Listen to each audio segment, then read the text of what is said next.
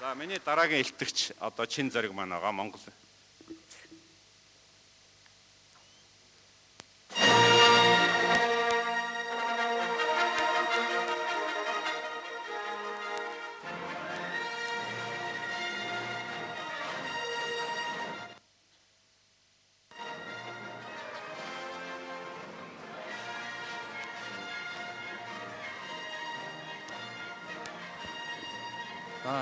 Энэ дахин ирсэн та бүхэнд энэ өдрийн мэндийг хүргье.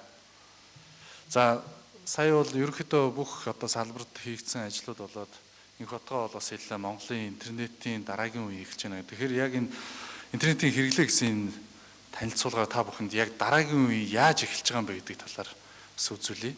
Тэгээд дараагийн үе эхлэхэд бидэрт бас ямар сорилтууд тулгараад байна. Ямар байх ёстой юм бэ гэдэг дээр хэдэн тоо баримтуудаар та бүхэн танилцуулъя гэж бодож байна. Өөрөөсөө бас дүгнэлтээ хийгээрэй гэж хүсэж байна. За тэгэхээр Монголын интернетийг ярихдаа бид хоёр түвшинд ойлгох хэрэгтэй. Энэ дээр хэрэглээний нэлээд ялгаатай юм хоёр зүйл байгаа. Нэгдүгürt нь бол суурин интернет байгаа. Хоёрдугаарт нь мэдээж хөдөлгөөнт интернет гэсэн юм ойлголт байгаа. За тэгэхээр Монгол улс ер нь сүүлийн 4 жилийн хугацаанд интернет бол маш огцом өслөө. 20 жилийн түүх байгаа ч гэсэн сүүлийн 20 жилийн туршид өссөн өсөлтийг 16 жилд нь өссөн өсөлтөөр дүүцхүүс хэмжээний өсөлт сүүлийн 4 жилд гарсан байна. За нийт интернет хэрэглэгчдийн тоо өнөөдөр 2,200,000 буюу энэ бол хэрэглэгчийн тоо. За subscriber гэсэн. Тэгэхээр 3 хүний 2 нь бол интернет хэрэглэж байна гэж бид нар өнөөдөр үзэж болох юм байна. За гэхдээ интернет хэрэглэгчдийн маань 84% өнөөдөр Улаанбаатар хотод байна. За энэ нийт хэрэглэгчдийн маань 88% нь хөдөлгөөнд интернетээр ингээ холбогдож байна. Тэгэхээр ер нь бүгд гар утснаасаа интернет ашиглаад байна гэж бид нар бараг хэлж болохоор байна.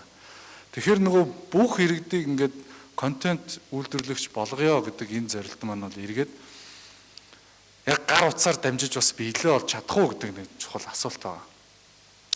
За дараагийн нэг статистикийг харуул өмнө жадмаа дараагийн харуулсан. Сүүлийн 4 жилийн хугацаанд интернетийн энэ нэвтрэлт хэр байсан бэ? Тэгэхээр энэ ногоон шугам бол хөдөлгөөнт интернетийн нэвтрэлт байгаа. 11 онд нөхцөл байдал ямар байсан бэ гэхээр өрхийн суурин интернет ашиглах, гар утсаараа ашиглах хоёрын хувьд боломжийн хувьд ялгаа байгаагүй. 12.7%, 9% гэсэн нэвтрэлттэй. Гэтэл өнөөдөр энэ дэр маш том зураг гарсан.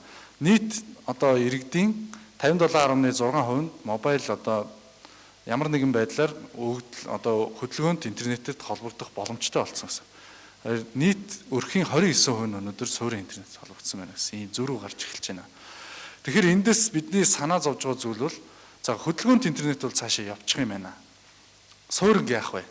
Нөгөө контент үйлдвэрлэе гэсэн хүн маань яг гар утснаасаа бүрэн потенциалтай өөрийнхөө потенциалд дүүцгүүч хэмжээний контентыг үйлдвэрлэж чадах уу?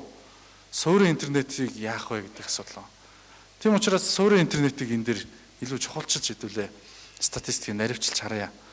За Монголын интернет ингээд нэвтрээд нийтдээ 3 хүний 2 нь интернет ашиглаад байна гэж байгаа боловч суурин интернетийн нэвтрэлтийг харуул үндсэндээ 3 газар л хүлээн зөвшөөрөгдөхүйц хэмжээнд интернет нэвтэрсэн байна. Энэ бол ойлгомжтой та бүхэн. Улаанбаатар, Дархан, Эрдэнэт.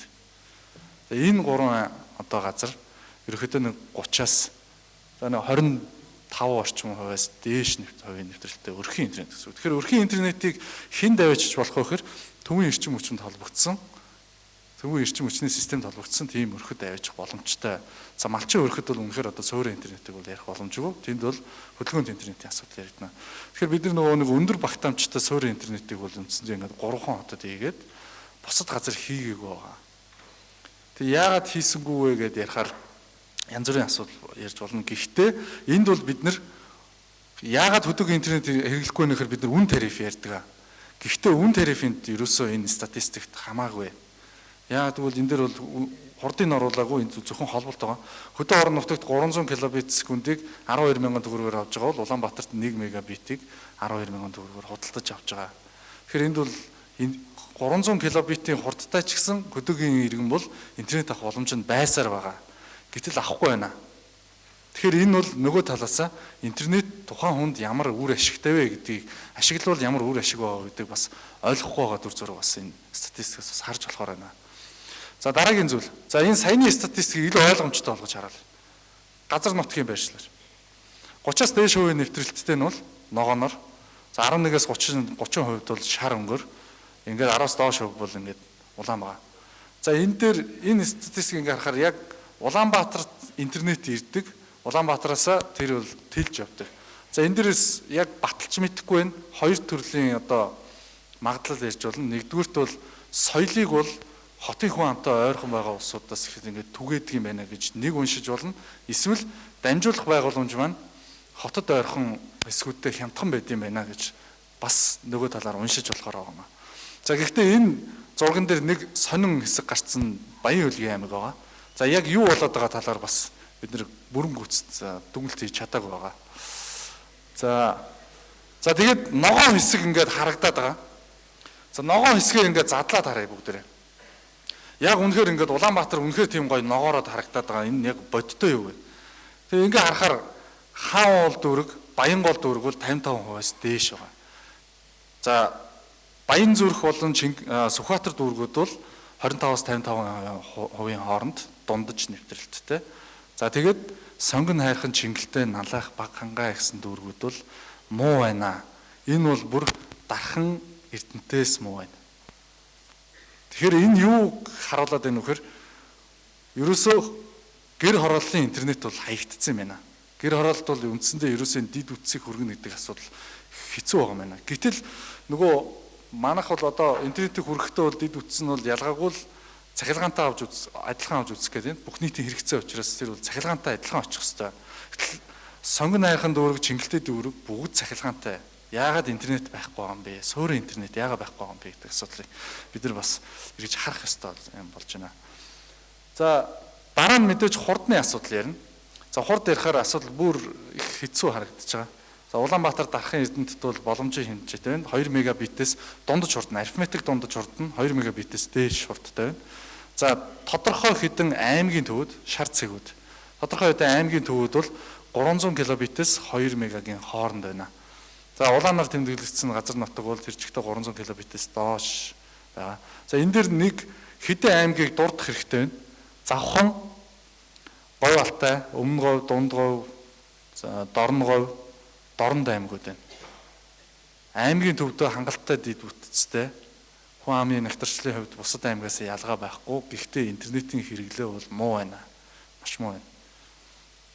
За ийм дүр зураг. За нөгөө одоо хурд ярьсан, нэвтрэлт ярьсан. Тэгэхээр энэ хоёрыг бас Улаанбаатарын дүүрэг, Улаанбаатар дарахын эрдэнэт гэсэн хэсэгтэр ингээд харьцуулаад хараад үзье. За энэ граф дээр бол за босоо тэнхлэгт нь бол нэвтрэлтийн хувь хэмжээ. Хэвтэ тэнхлэгтний зурвсын өргөн байгаа. За тэгээд энэ одоо энэ дугуй дүрснүүд бол нийт одоо өрхийн тоог илэрхийлж байгаа. Баян зүрх дүүрэг бол жишээ нь маш олон өрх байгаа юм байна гэдгээс эндээс нь харагдаж байна. Жишээ нь Баян гол дүүрэг бол Баян зүрх дүүрэг бол Хаан уул дүүргээс бараг 2 дахин илүү том байна тий. Тэгэхээр эндээс ингээд хараад үзэх юм бол Хаан уул дүүрэг бол үнэхээр одоо бүгд мэдж байгаа нөө 2 гүүр даун гэж бараг хоорондоо ярьдаг. Нөгөө чинэлэг хэсэг одоо орлогын одоо хамгийн өндөр орлоготой өрхүүд бол байна. Тэгэхээр энэ хэсэгтэр нэвтрэлт өндөр байна, хурд ч өндөр байна.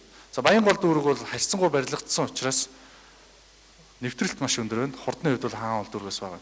За энэ график дээрээс хамгийн сонирхолтой хэсэг бол яг түрүүн ярьсан Чингэлтэй болсон сонгон найрхан дүүргүүдийн асуудал байгаа. Дундаж хурд болоод нэвтрэлтээрээ Эрдэнэт дархан хотуудаас бага. Буюу Чингэлтэй сонгон найрхан дүүргэд амьдрах нь интернет ашиглахад одоо дархан Эрдэнэтэд амьдрснаас илүү таагүй нөхцөл байна гэсэн үг. Тэгэхээр ийм нөхцөл байдал бас биднэрт байгаа юм байна. За налах баг хангаа дүүргүүд бол бас нэлээд хүнд байдалтай байгаа юм байна. За энэ дараагийнхын навчгын унтарчлаа.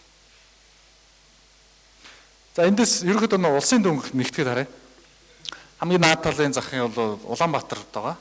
Улаанбаатарыг орхон дархан хамгийн цааталт бол бусад аймаг гэсэн байна. Тэгэхээр нөгөө бид нар хөдөө орон нутагт интернет нэвтрүүлэх хэрэгтэй байна гэд яриад байсан.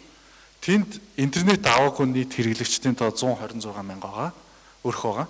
За Улаанбаатарт болохоор 218 мянга өрх байгаа. Тэгэхээр нөгөө хөдөөгийн интернет яриад яваад байсан чинь хойно манай гэр хороололд байгаа 218 мянга өрх маань интернетгүй л сууж байна одоо болтол. Тэгэхээр энэ дээр бас бодлогын маш одоо хар одоо цэг байсан байна. Энийг бас бид нэр анхаарад. Тэгэхээр энэ дээр бас нөгөө талаас бизнесийн өнцгөр нь харуул. Хэрвээ одоо гэр хорооллын интернетийн дэд үтсийг шийдэж чадсан бизнесийн хямд шийдэл болсон этгээд бол одоо байгаа Innovation Sky Media-гаас илүү их том зах зээл байгаа юм байна шүү гэдгийг бас энд хэлхийг хүсэж байна. За дараа. За тэгэхээр яагаад ингэж интернетийн ингээд нэвтрэлт сайн явахгүй байгаа юм бэ гэдэг ярихаар хүн болгон үн ярих баг. Гэхдээ Монголд интернет үнэтэй гэдэг. Тэгэхээр яг бодтой юу? Фактор харуул. Монголд интернет хямд гэж. Тэгэхээр олон улсын цахилгаан онооны байгууллагаас интернетийн хямд гэсэн шалгуур үзүүлэлтийг тогтохдоо GNI буюу одоо үндэсний нийт орлогын 1 хүнд оногдох орлогын 5%-аас бага байх ёстой гэж.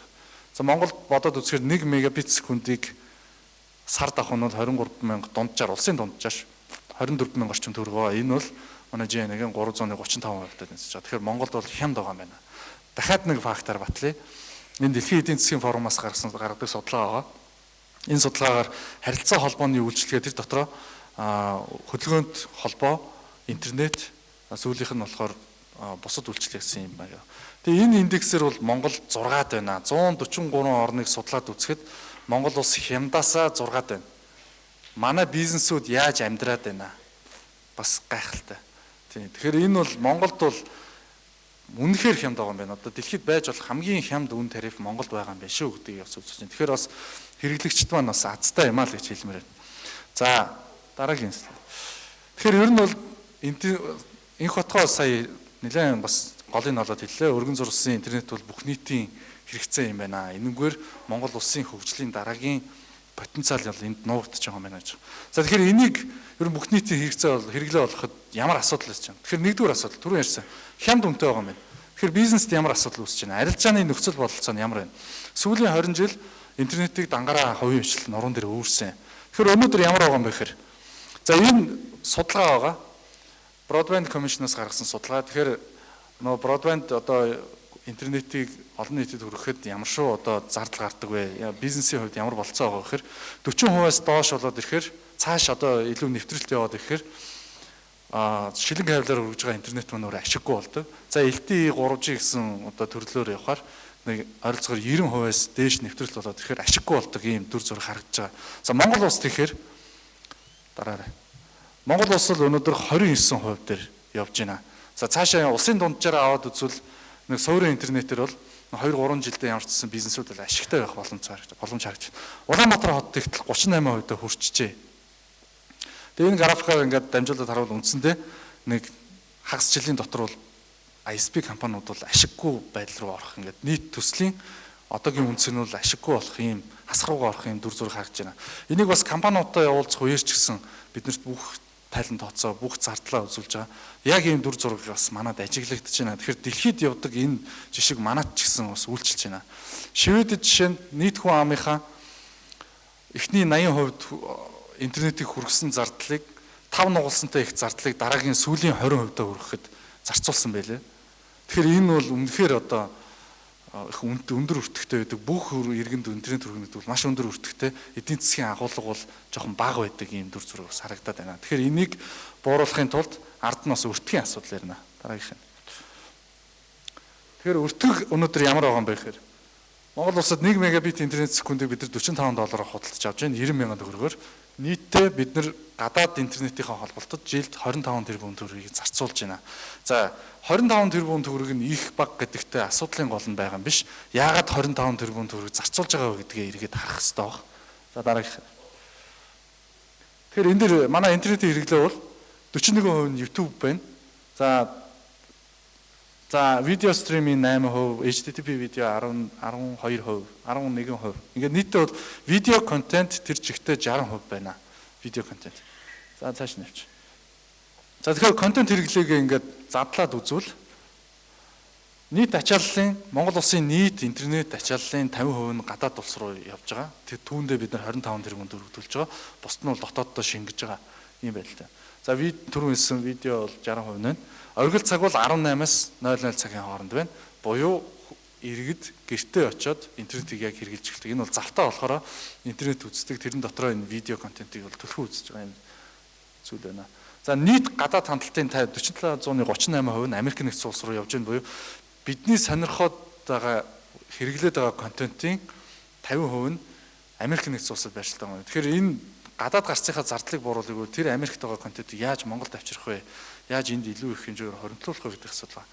Нөгөө талаас нь энэ статистиктээр дурддаггүй зүйл бол яг түрүү инх хотгоо хэлсэн тэр бүх иргэдийг яаж контент нийлүүлж болох вэ гэдэг асуудал. Тэгэхээр энэ бол манад тэр нэг зүйлээр бол илрэл бий болж байгаа. Тэр нь бол Facebook, Twitter. Хамгийн их хандлттай, хамгийн их контентыг бас ууж эхэлж байгаа одоогоор.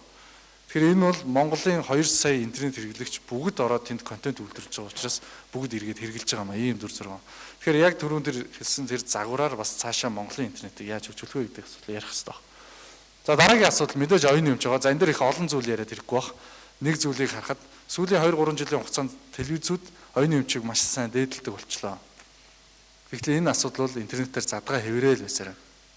Оюуны өмчийг хамгаалахгүй бол энд хүн контент үйлдвэрлэх сэтэл төрөхгүй. Энэ ардаа эдийн засгийн агуулга байгаа, нийгмийн хөгжлийн агуулга байгаа, аль талаас. Тийм учраас энэ асуудлыг бас анхаарах ёстой. Энэ дээр маш олон зохицуултын аргууд байдаг. Гэхдээ манад таарах нь альвэ гэдгийг бүгд хэлэлцэж бас тогтоохон зөв бахаа гэж бодож байна. За дараагийн нэг асуудал нь мөн бас аюулгүй хэрэглээний асуудал түрүүн ярьсан. Аюулгүй хэрэглээн дээр бол маш олон асуудал байгаа. Энэний дараа илтгэлүүд явах учраас энийг энд нэгээр архив. За мөн бас хүүхдийг хамгаалах асуудал байгаа. Хүүхдийг хамгаалах асуудал бол зайлшгүй анхаарал хандуулах хэрэгтэй асуудал байгаа. Хүүхэд хэрхэн хүмүүжиж байна гэдэг одоо интернетийн шинэ соёл бий болсон үед яг одоо 10 жилийн сурагчтай эцэг эхчүүд бол сурагч одоо хүүхдтэй эцэг эхчүүд бол баг мэдхээ ойлжиж магадгүй юм нөхцөл байдал байж магадгүй маа. За дараагийн тэгэхээр өргөн зурсан үндэсний хөтөлбөрийн шинжиллийн байж магадгүй гэсэн 4 чиглэлийг одоо томьёолоод хэлбэл нэгдүгээрт бол өртгийг нь багасгах хэрэгтэй байна. Интернетийн өртгийг багасгаж бизнесийн тогтвортой байдлыг хангах хэрэгтэй байна. Дараа нь дотоодын контентыг нэмэгдүүлэх хэрэгтэй байна. Өртөг багасгахтайгаа бас хамаатай асуудал, нөгөө талаас хэрэглээг нэмэгдүүлэхтэй холбоотой асуудал. За оюуны өмчийг хамгаалах бас контент нэмэгдүүлэхтэй холбоотой асуудал. Тэгээд аюулгүй байдлын ийм асуудлууд байна. За тэгэхээр сүүлд нь хэлхийг хүссэн зүйл бол ер нь интернетийн Монголын интернет бол цаашаа тогтвортой хөгжих ёстой. За энэний тулд бол 3 зүйлийг ярих ёстой. Мэдээж хэрэглэгчийн эрх ашиг яригдана. Нөгөө талдаа энэ бүх үйлчилгээг хүргэж явж байгаа бизнесийн эрх ашиг бас яригдана. Энэ хоёрын хооронд тэнцвэрийг нь олох ёстой. Тэнцвэрийг нь олдог үүрэгтэй байгууллага нь бол төр тэгээд одоо зохицуулалтын байгууллага юм байнамаа. Тэгээд энэ тогтвортой байдлыг хангахын төлөө 16 онд бас тодорхой зүйлсүүдийг хийхээр бас бид нар төлөвлөж байна. За тэгээд энэ интернетийн бас аюулгүй байдлыг түрүүн хагас дуртад өнгөлөө. Энэ дээр одоо кибер аюулгүй байдлын газраас Монгол улсын мэдээллийн аюулгүй байдлын талаар танилцуулахаар Алтан уяг яриад байна. Алтан уяг тайлбарлана.